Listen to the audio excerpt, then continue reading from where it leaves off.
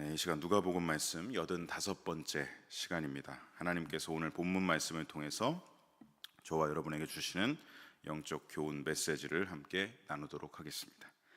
자, 지난 시간에 이어서 우리 예수님이 제자들을 사도 실습으로 세상에 내보내시는 오늘 본문의 이 내용을 두 번째로 함께 살펴보고자 하는데요. 자, 지난 시간에는 우리가 1절로 2절 말씀만 집중해서 봤습니다. 1절 말씀, 예수님이 12제자를 불러 모으사 모든 귀신을 제어하며 병을 고치는 능력과 권위를 주시고, 2절, 하나님의 나라를 전파하며 앓는 자를 고치게 하려고 내보내시며. 그래서 이 세 가지 동사를 중점적으로 살펴보았죠. 불러 모아서, 주시고, 내보내시며. 자, 예수님이 왜 그러셨을까요? 이제 머지않아서 이 땅에서의 공생의 모든 사역을 마치시게 됩니다. 이제 약 1년 정도 남은 시간 동안 이제 후에는 어떤 일이 일어납니까? 십자가 죽으심과 부활하심, 그리고 하나님 아버지께로 승천하시는 일이 이제 얼마 남지 않았기 때문에 그 후에 이 땅에 남아서 계속해서 복음을 전해야 하는 사람들, 하나님 나라 전파 사역을 감당해야 할 사람들, 바로 이 제자들, 그들을 위한 본격적인 사도 실습 훈련으로 내보내고 계시는 것이죠. 그동안은 늘 어떠했습니까? 약 2년 정도를 견습생 모드, 예수님 곁에서 말씀을 듣고 예수님이 하시는 사역을 옆에서 보기만 했던 이 견습생이었던 제자들이 이제부터는 직접 예수님께로부터 능력과 권위를 부여받고 사명을 위임받아서 세상에 나가서 하나님 나라를 전파하는 실습 훈련을 해야 되는 것이죠. 보냄을 받은 자, 사도의 사명을 감당하기 위한 실습 훈련에 이제 돌입을 하게 되는 것입니다. 사랑하는 성도 여러분, 오늘날 저와 여러분도 복음을 듣고 예수님을 영접하여서 하나님의 자녀가 되었고 성도가 되었습니다. 우리는 거기서 멈추지 않습니다. 매주마다 주님의 몸된 교회에 와서 예배와 말씀을 통해서, 그리고 여러 사역과 관계와 헌신과 봉사를 통해서 우리도 견습과 실습을 통해 예수님의 제자로 훈련받게 되는 것이죠. 그리고 다시 월요일부터 어떻게 됩니까? 우리 삶의 현장으로 파송받는 것입니다. 보냄을 받는 것이죠. 그래서 여러분, 예배를 드릴 때 마지막 순서가 축도와 파송인 것입니다. 세상으로 보내시는 것이죠. 축도와 파송을 받아서 일상에 가서, 나의 삶의 현장에 가서 세상 사람들을 하나님께로 인도하는 세상의 사도로 살아가는 것입니다. 삶의 현장에 나아가 그리스도의 향기와 우리를 구원하신 이 복음을 전파하고 하나님 나라를 내 삶을 다해 확장시키는 세상의 사도로 보냄받았다는 것을 우리는 결코 잊어서는 안 됩니다.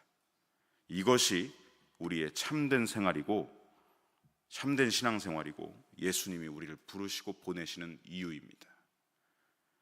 물론 연약한 우리의 힘만으로는 불가능하죠. 우리는 세상에 나아가서 우리의 연약함을 절실하게 느낍니다. 안 그래야지 다짐하고 결단했는데 또 넘어지고 무너질 때가 있죠. 그래서 우리에게 진리의 말씀을 주시고 성령을 보내시는 것입니다. 우리에게 권능을 부어주시는 것이죠. 그러므로 우리는 구원받은 성도로, 성도에서 예수님의 제자로, 제자에서 하나님의 사도로 세상 속에서 보냄받은 자의 사명을 끝까지 완수하고 다하며 때마다 시마다 말씀과 성령으로 나에게 힘을 주시는 주님과 함께 손을 붙잡고 나아가서 왕같은 제사장의 삶을 살아가야 할 줄로 믿습니다. 이어지는 오늘 본문 3절부터 예수님은 이제 보냄받은 자의 삶의 태도는 어때야 되느냐, 삶의 모습과 삶의 태도는 어떠해야 하는가, 이것을 3절로 4절에 구체적으로 말씀해 주셨습니다. 우리 3절 말씀 우리 화면을 통해서 함께 읽어보겠습니다. 이르시되 여행을 위하여 아무것도 가지지 말라. 돈이나 두벌옷을 가지지 말며. 자, 보냄받은 자의 삶의 태도는 어떠해야 하는지 구체적으로 설명하고 계시는데요. 자, 첫 번째는 무엇이냐? 여행을 위하여 아무것도 가지지 말라 말씀하십니다. 자, 여기서 여행은 놀러 가는 여행이 아니라 전도 여행을 말하는 것이죠. 자, 그러면서 아무것도 가지지 말라. 이 아무것에 해당하는 물품들을 나열하여 말씀하고 계십니다. 5가지 품목들을 말씀하시죠. 지팡이, 배낭, 양식, 돈, 두버롯. 이 5가지 품목들을 가져가지 말라 그러십니다. 자, 이 5가지 품목이 어떤 것들이냐면 당시에 장거리 여행자들에게 있어서 최소한의 여행 장비 품목, 필수 여행 장비였습니다. 있는 짐을 다 바리바리 막 싸가지고 가는 것도 아니고 정말 최소한의 생존을 위한 물품이 이 5가지였습니다. 그런데 예수님은 그 최소한의 생존을 위한 물품도 가져가지 말라고 하고 계십니다. 이쯤 되면 예수님 참 야박하시다라고 생각이 드실 수 있습니다. 여러분, 예전에 정글의 법칙이라는 프로그램이 있었죠. 그때 출연자들이 정글에서 생존하기 위해서 한국에서 막 가져간 개인적인 물품들이 있습니다. 그러면 이 제작진들이 어떻게 하죠? 그걸 다 걷어갑니다. 그때 여러분, 그 출연자들이 제작진을 바라보는 눈빛을 보셨습니까? 야, 참 야박하게 어떻게 저러니? 이것마저 뺏어가면 이게 어떻게 하라는 거야? 그 시선을 저는 느꼈는데요. 아마 이 장면을 보시면서 어떻게 저 최소한의 물품 5가지마저도 가져가지 말라 그러시나, 너무 야박한 거 아니신가 라는 생각이 드실 수가 있습니다. 여러분, 도대체 예수님이 왜 그러셨을까요? 이 5가지 물품 중에서 지팡이만 살펴봐도 예수님이 이렇게 말씀하신 이유와 예수님의 의도를 우리가 깨달을 수가 있습니다. 자, 여러분, 지팡이는요, 당시 여행자들이 2가지 용도로 쓸 수 있는 물품이었습니다. 첫 번째는 장거리 여행자들은 오래 걸어야 되죠. 오래 걸어야 되니까 다리가 아프고 몸이 지쳐서 피곤합니다. 그때 이 지팡이라도 있으면 조금이라도 몸을 살짝이라도 지탱해 줄 수 있고 걸음을 보조할 수가 있죠. 그래서 이제 요즘도 트레킹하는 사람들이 양손에 스틱을 갖고 가거나 등산을 가거나 트레킹을 할 때 스틱을 갖고 가는 이유가 그거 아니겠습니까? 그런 용도로 첫 번째 이 지팡이를 사용했고요. 2번째는 무엇이었느냐? 여행 중에 언제든 야생 짐승을 만날 수 있습니다. 이제 오늘날 대한민국엔 그렇게 막 무서운 야생 짐승이 없죠. 요즘은 이제 지리산이나 이쪽에 가면 반달곰들이 있긴 하지만 그 당시 2000년 전에는 이 전도 여행을 갈 때마다 야생 짐승이 언제든 출몰할 수 있습니다. 그때 최소한 지팡이라도 있으면 자기를 보호할 수가 있겠죠. 그리고 언제든 노상 강도를 또 만날 수가 있습니다. 치안이 좋지 않았습니다. 지금 대한민국 같이 치안이 좋던 시절이 아닙니다. 그러니 언제든 강도가 나타나서 나를 해할 수가 있겠죠. 그때 자신을 방어하기 위한 호신용 수단으로 지팡이를 사용했던 것입니다. 자, 이렇게 2가지의 용도를 가지고 지팡이를 사용했던 것인데 이렇게 유용한 지팡이를 예수님은 가져가지 말라고 하고 계시죠. 자, 그런데 이 말씀과 병행 구절인 마가복음 6장 8절을 보면 여기 마가는 또 다른 증언을 좀 합니다. 다른 관점을 보이고 있어요. 지팡이 외에는 아무것도 가지지 말며. 이 말씀은 무엇이죠? 지팡이는 가져가도 된다는 거예요. 자, 그런데 또 병행 구절인 마태복음 10장 10절을 보면 지팡이를 가져가지 말라고 하십니다. 자, 마가복음의 저자 마가는 지팡이만 허용하셨다라고 하고 마태와 오늘 본문을 기록한 누가는 지팡이도 금지하셨다라고 기록합니다. 자, 뭐 이렇게 차이가 날까? 그러니까 가져가야 되는 거야, 가져가지 말아야 되는 거야, 헷갈리시겠죠? 자, 그렇다면 마태, 마가, 누가 이 공간복음 저자들의 기록 차이는 모순이겠습니까? 누구는 맞고 누구는 틀리겠습니까? 마가 혼자 지금 딴소리를 하는 것일까요? 우리는 마태, 마가, 누가가 쓴 이 공관복음, 공통의 관점된 복음서를 읽다 보면 서로 같은 관점도 있고 약간의 차이가 나는 관점도 발견할 때가 많습니다. 그래서 이렇게 차이가 있는 구절을 볼 때 우리는 이렇게 생각할 때가 있죠. 누구는 맞고 누구는 틀리다. 다수가 지금 가져가지 말라고 하셨으니 마태와 누가는 맞고 마가가 지금 틀린 말을 하고 있네, 이렇게 생각할 때가 많죠. 우리는 이렇게 이분법적인 생각을 합니다. 누구는 맞고 누구는 틀려. 이건 맞고 이건 아니야. 이 이분법적인 생각과 색안경을 가지고 판단하면서 성경을 볼 때가 많은데요, 우리는 이 공관복음을 그런 시선으로 읽어서는 안 됩니다. 예수님이 하신 말씀이 복음서입니다. 이 복음서를 읽을 때 우리는 이것을 집중해야 되죠. 예수님이 하신 말씀과 의도를 마태는 이런 관점으로 증언했고, 마가는 이런 관점으로 증언했고, 누가는 이런 관점으로 증언했다. 그래서 종합적으로 봐야 합니다. 종합적으로 이 공관복음을 다 보고 나서 예수님은 이러한 의도로 말씀하시는 거구나, 이렇게 통전적이고 종합적인 시선을 가지고 복음서, 공관복음서를 읽어야 한다는 것이죠. 마태, 마가, 누가의 관점, 각 사람의 관점을 통해서 증언된 예수님의 말씀은 종합적으로 무슨 의미를 가지고 있는가, 이 질문을 하면서 이 본질에 집중하면서 우리가 읽어야 하는 것이지, 복음서를 보면서 이건 맞고 저건 틀리네, 그러다 보면 자꾸 성경을 보다가 이게 맞아? 의심하고 판단만 하면서 그냥 끝나버리겠죠. 그래서 이러한 관점의 차이에 대해서 우리는 이렇게 질문을 해야 합니다. 누가 맞고 누가 틀리다, 이게 아니라 마태와 누가는 왜 예수님이 지팡이도 가져가지 말라고 하셨다고 기록했고, 마가는 왜 지팡이만 허용하셨다고 기록했을까? 맞네 틀리네 문제가 아니죠. 왜 마태와 누가는 이렇게 기록했고 마가는 왜 이렇게 기록했을까라는 질문을 가지고 봐야 됩니다. 자, 이 질문을 가지고 답을 드리면 아까 말씀드린 지팡이에 두 가지 기능이 있습니다. 자, 지팡이에 두 가지 기능 띄워주시면요, 이 기능 중에 마태와 누가가 강조하고 있는 지점이 있고, 이 마가가 강조하고 있는 지점이 다릅니다. 서로 강조하는 바가 다르기 때문에 이 관점에 약간의 차이가 있는 것이죠. 마태와 누가는 무엇을 강조했느냐?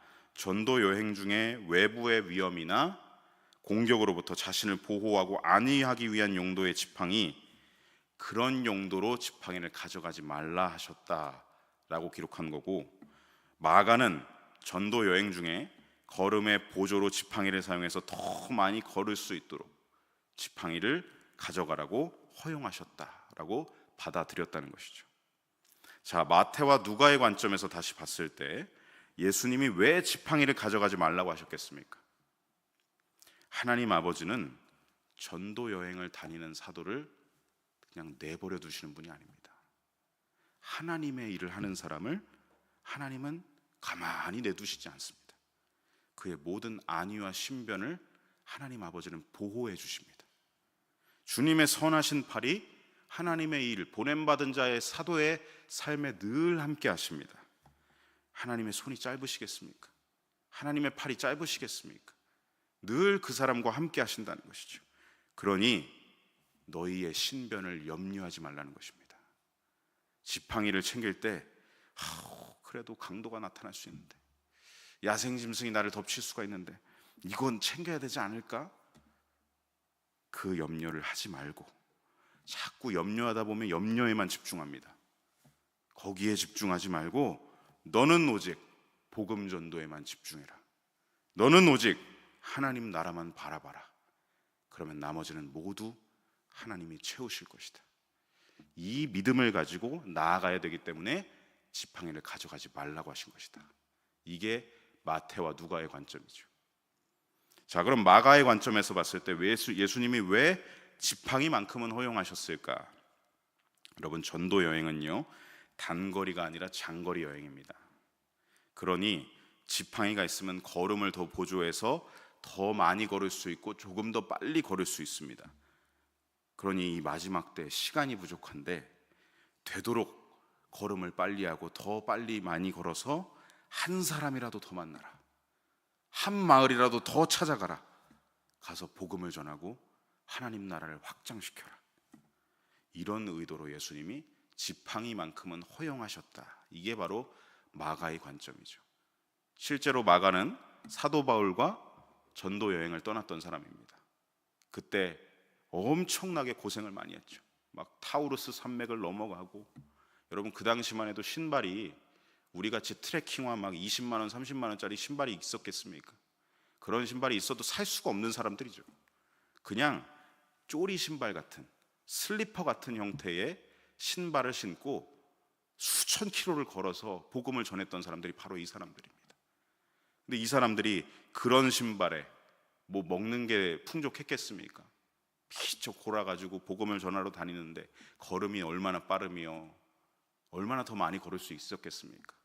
그러니 지팡이를 들고 한 걸음이라도 더 가서 한 마을이라도 더 찾아가서 예수 그리스도의 복음을 전하는 것, 그게 바로 마가가 바울을 따라다니면서 전도했던 방식이었죠. 그러니 그 관점을 가지고 예수님은 지팡이만큼은 허용하신 것이다, 이런 관점으로 기록을 했다는 것입니다.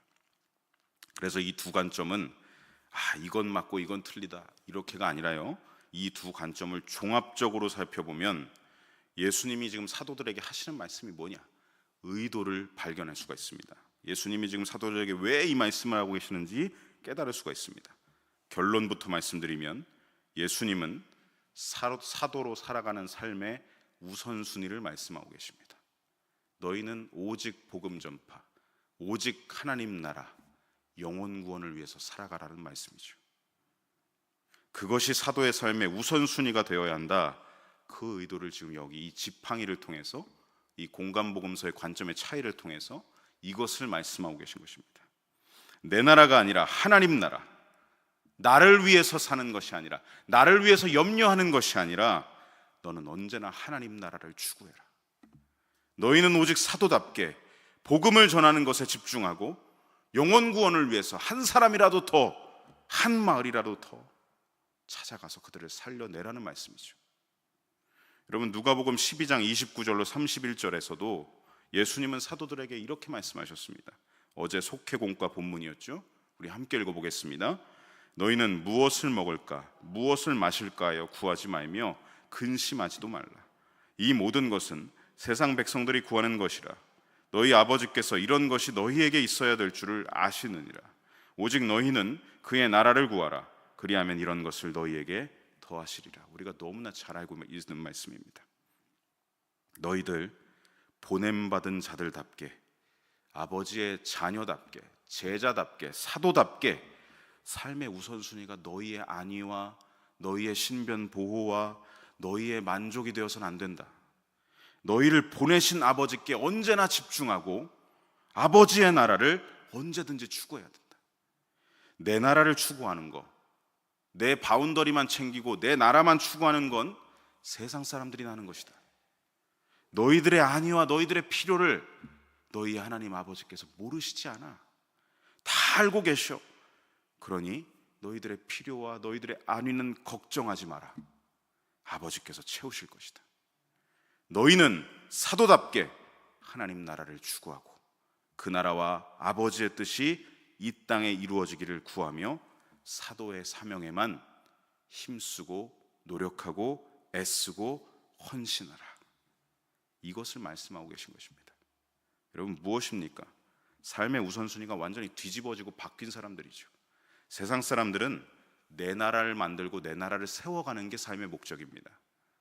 돈을 통해서 내 나라를 더 확장시키려고 하고 돈을 통해서 내 나라를 안전하게 보호하려고 하는 게 세상 사람들의 삶의 목적입니다. 하나님이 없죠. 하나님 나라도 없습니다. 그러나 제자와 사도는 무엇이냐? 하나님 나라가 목적이 되고 복음 전파가 삶의 우선순위가 되는 것이죠. 하나님 나라를 위해서 주님의 일을 감당하고 하나님 나라를 위해 헌신하라. 예수님이 그냥 내보내시는 게 아닙니다. 말씀하시죠. 다 아십니다. 걱정하지 마, 근심하지 마, 염려할 거 하나도 없어. 하늘 아버지께서 너희가 그렇게 사도로 살아가는 모든 발걸음 가운데 있는 필요와 안위를 다 채워주실 거야. 걱정할 것 없다 하시며 말씀해 주신 겁니다. 사랑하는 성도 여러분, 주님의 일을 하는 자는요, 주님이 책임지십니다. 아멘이십니까? 주님의 일을 하는 자는 주님이 책임지십니다. 저를 보십시오. 전도사와 목사로 사역하면서 넉넉하지 않습니다. 근데 제가 삐쩍 골았습니까? 저 등치 엄청 크죠. 굶지 않습니다. 하나님이 다 일용할 양식 때때마다 보내주시고 굶기시지 않습니다. 주님의 일을 하는 사람은요, 주님이 책임지십니다. 그런데 여러분, 비단 사역자와 교육자만 그럴까요? 우리는 세상에 보냄을 받는 사람들입니다. 우리도 세상에 나아가서 자꾸 내 나라만 관리하고 내 나라만 신경 쓰는 사람들이 아니라 하나님의 나라를 추구하고 하나님의 나라를 위해 복음을 전하고, 창피하지만 복음을 한 번이라도 더 전하고, 용기가 안 나지만 담대한 마음을 가지고 한 번 더 이 사람을 섬기면서 마음을 열게 하고, 이런 일을 할 때 하나님이 그걸 보시면서 가만히 있으시지 않죠. 기뻐하시면서 그것에 필요한 모든 필요들을 주님이 채우신다고 하십니다. 그것을 경험하면서 막 신나서 간증하고 기뻐하면서 사는 신앙생활이 참된 신앙생활인 것이죠. 여러분, 이제 왜 예수님이 지팡이 챙기지 마, 배낭 챙기지 마, 양식 챙기지 마, 돈 챙기지 마, 두보로 챙기지 마, 왜 그러신지 이제 아시겠습니까? 염려하지 말고 하나님 나라를 바라보라고 챙기지 말라고 하시는 것이죠. 예수님은요, 야박하신 분이 아닙니다. 예수님은 우리의 필요를 다 아십니다.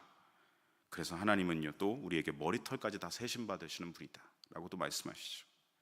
주님의 일을 하는 중에 필요한 것들을 주님이 다 채우시니 너희의 신변을 걱정하면서 주섬주섬 지팡이 챙기고 배낭 챙기고 양식 챙기고 이거 다 필요하지 않을까? 염려하지 말라는 것입니다. 너희는 오직 사도답게 보냄받은 자의 사명에 집중하고 완수해라. 이렇게 사도의 삶의 우선순위를 흐트러뜨리지 말라고 하시는 것입니다. 그러면서 예수님은요, 4절에 이렇게 말씀하고 계십니다. 우리 4절 말씀 함께 읽어보겠습니다. 어느 집에 들어가든지 거기서 머물다가 거기서 떠나라. 자, 사도들은 전도 여행을 나설 때 아무것도 챙기지 않았습니다. 마가의 관점에서 봤을 때 챙겼다면 지팡이 하나뿐이죠. 자, 그렇게 빈손인 사도들이 어느 마을에서 전도를 하는 중에 누군가가 복음을 듣고 치유를 경험하고 귀신에서 노임을 받고 해방을 받으면서 사도들에게 호의를 가져서 그를 집에 초대할 수가 있습니다. 그런 상황이 됐을 때 그때 너희들 사도들은 어떻게 해야 되는지 4절에서 말씀하고 계시죠. 너희들 어느 집에 들어가든지 거기서만 머물다가 거기서 떠나가라. 먹을 것을 가지지 않았고 입을 것도 단벌이고 머물 곳도 없는 사도들이 어느 집에 들어가서 환대를 받으면 얼마나 기쁘고 감사하겠습니까? 그런데 예수님 말씀하십니다. 거기서만 머물다가 거기서 마을을 떠나버려라. 이게 무슨 말씀입니까? 자, 치유를 받고 노임을 받으면 사도들의 사역을 통해서 복음 전파를 통해서 이런 일들이 일어나면 사도들에게 호감을 갖는 사람들이 많았겠습니까? 적었겠습니까? 많았겠죠. 감사한 마음으로 우리 집에 좀 와주십시오. 우리 집에 좀 와주십시오. 환영하는 사람들이 많았을 것입니다. 그러면 한 마을 안에서 이 집 저 집에서 서로 초대하려고 하겠죠. 그때 예수님은 아니, 그 집에서만 머물다가 거기서 마을을 떠나야 된다. 이 집 저 집으로 돌아다니면서 대접받지 말라고 하십니다. 왜 그럴까요? 그렇게 이 집 저 집 돌아다니면서 환대를 받고 대접을 받다 보면 사도의 삶의 목적을 잃어버릴 수가 있기 때문입니다. 복음을 전하는 게 목적이고 하나님 나라를 전파하는 게 삶의 목적인데 이 집 저 집 돌아다니면서 대접을 받다 보면 어떻게 되겠습니까? 대접받는 게 목적이 되겠죠. 주객전도 됩니다. 대접을 받으러 다니는 게 목적이 되어버려서 우리 사람의 본성은 어떻습니까? 누군가에게 호의를 받고 대접을 받다 보면 그게 권리인 줄 아는 게 우리 사람들의 본성입니다. 그래서 보내신 목적이 쉽게 변질될 수가 있습니다. 이 집에서 이만큼 받았으니까 내일은 저 집 가서 저만큼 받자. 안 그래도 아무것도 안 챙겨가서 고생하고 있었는데 잘 됐네. 이 마을 안에서 한몫 단단히 챙겨가자. 이런 마음으로 사람은 언제든 쉽게 변질될 수가 있어요. 언제든 목적을 잃어버릴 수가 있습니다. 만약에 여러분 배낭까지 챙겨왔다, 그럼 어떻게 할까요? 이 집에서 준 거 남겨두면 안 되지, 주섬주섬. 저 집에서 받은 거 남겨두면 안 되지, 축적을 하게 됩니다.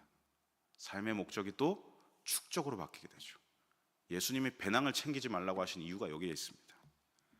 그렇게 사도들은 점점 더 변질돼서 더 많이 받겠다, 더 많이 가지겠다, 더 많이 쌓아야겠다, 이게 삶의 목적이 되어서는 안 되는 것이죠. 쉽게 말해서 사도의 삶의 목적은 복음을 전하는 것이지 돈벌이가 돼서는 안 되는 것입니다. 내가 해준 만큼 수금을 받으려고 이 집 저 집으로 돌아다니는 게 목적이 돼서는 안 된다는 말씀입니다. 왜 나는 보냄을 받았지? 예수님이 왜 나를 보내셨지? 이 질문을 항상 하면서 이걸 경계해야 되는 거죠. 주님은 나에게 복음을 전하라고 보내셨지 해줬다고 생색내라고 하시지 않았다. 여기저기 대접받으라고 보내신 게 아니다. 그것을 늘 견지하면서 살아가야 된다는 것입니다. 여러분, 사람이 목적이 변질되면요, 더 심각한 문제가 뭔지 아십니까? 삶의 목적이 변질되면 사람의 태도도 변질이 됩니다. 마음과 행동이 완전히 변질돼 버립니다. 그러면 이 집 저 집 다니면서 어떻게 하겠습니까? 아유, 이 집은 이거밖에 안 돼, 저 집은 저만큼 해주던데, 섭섭함을 느끼고 비교하게 되죠. 태도까지도 변질되는 거죠. 여러분, 이건요 결코 하나님이 보내신 목적이 아닙니다. 하나님의 사도가 갖춰야 될 태도가 아닙니다. 세속주의와 쾌락주의가 사도의 삶의 목적, 태도가 되어서는 안 된다는 것이죠. 그래서 예수님은 사도들에게 사전에 주의를 시키고 계시고 당부하고 계신 것입니다. 복음을 전하다가 너희가 환대를 받을 수 있는데, 환대를 받으면 오직 그 집에서만 머물고 그 집에서만 머물다가 그 집에서 당장 그 마을을 떠나라. 항상 경계해라. 세속주의와 쾌락주의를 항상 경계해라. 이 당부를 하시는 것이죠. 사도들의 마음은 이걸 항상 견지하고 있어야 어떻게 되겠습니까?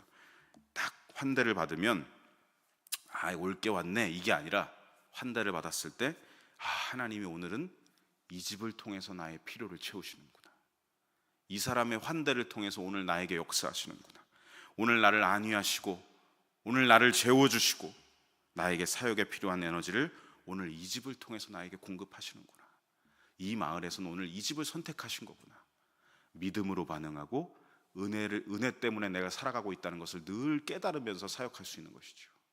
그걸 위해서 지금 이 말씀을 하고 계신 것입니다.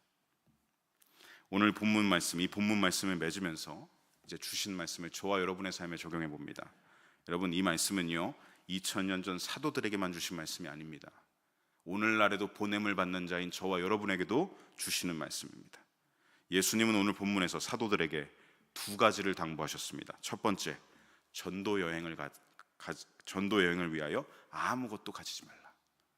두 번째, 어느 집에 들어가든지 거기서만 머물다가 거기서 떠나라. 이 말씀은 지금 오늘날 우리에게 어떤 메시지를 주고 계십니까? 삶의 우선순위, 삶의 목적을 바로 하라. 보냄받은 자의 삶의 목적은 내 나라 만들고 내 나라 세우는 게 아니야. 너의 바벨탑을 쌓는 게 너의 삶의 목적이 아니야. 네 나라 확장시키는 게 아니야. 보냄받은 자의 삶의 목적은 주의 복음을 전파하고 하나님 나라를 든든히 세워가며 확장시키는 것이 보냄받은 자의 사명이라는 것을 우리에게 말씀하고 계십니다. 사랑하는 성도 여러분, 언제나 우리는 먼저 그의 나라와 그의 의를 구하며 살아가야 합니다. 그리하면 우리의 모든 필요는 걱정하지 않으셔도 됩니다. 필요는 주님이 다 채우실 것입니다. 필요와 욕심은 구분하시기 바랍니다. 욕심은 내가 가지고 있는데 더 갖겠다는 욕망, 탐욕입니다. 그건 절대로 채워지지 않습니다. 밑 빠진 독에 물 붓기죠. 아무리 구해도 하나님은 그 요구를 들어주지 않으십니다. 그러나 필요, 우리 삶에 꼭 필요한 것들, 복음을 전하고 하나님 나라를 전파하면서 필요한 모든 부수적인 것들은 우리가 그의 나라와 그의 의를 구할 때 다 채워주신다고 하십니다. 이것을 늘 잊지 않으시기 바랍니다. 염려하지 마시고 받은 사명대로, 주신 삶의 목적대로 직진하시기 바랍니다. 경로 이탈하지 마시고 롯의 아내처럼 뒤돌아보지 마십시오. 롯의 아내가 왜 뒤돌아봤죠? 내가 가지고 있는 것들 저기다 어떻게 두고 가? 염려하면서 뒤돌아봤다가 그렇게 됐습니다. 목적과 태도가 변질되진 말아야 합니다. 오늘 우리에게 주시는 이 영적 교훈의 메시지를 저와 여러분은 아멘으로 붙들고 흔들림 없이 굳게 서서 보냄받은 자의 삶을 주님 다시 오시는 그날까지 감당해야 할 줄로 믿습니다. 바라기는 오늘 하루도 보내신 삶의 우선순위를 바로 하시고 변질되지 않는 믿음으로 직진하면서 경로 이탈하지 않으면서 뒤돌아보지 않으면서 승리하며 살아가는 저와 여러분의 삶이 되시길 간절히 소망하고 축복합니다.